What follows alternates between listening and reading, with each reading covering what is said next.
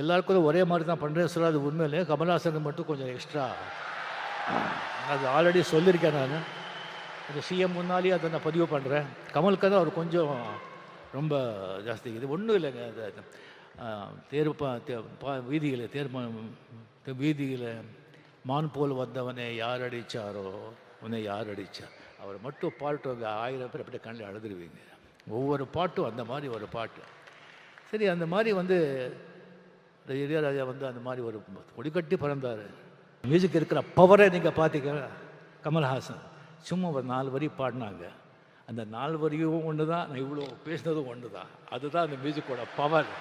அதுக்கு அரசன் ராஜா அவர்கள் என்றும் என்றும் நல்லா இருக்கணும்.